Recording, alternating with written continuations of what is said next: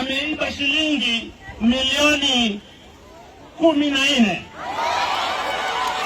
Hapo mwanzo alikuwa ameiba bilioni how much? 4.66 billion. Ashikwe.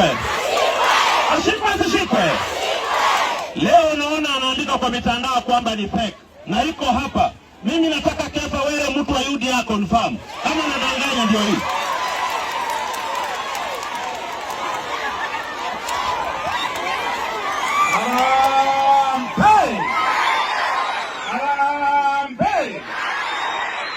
Hapa kuna 4.66 billion. Tena kuna 14 million. Kuna 60 million. Total paid. Sasa mwenyewe alipe sauri yake.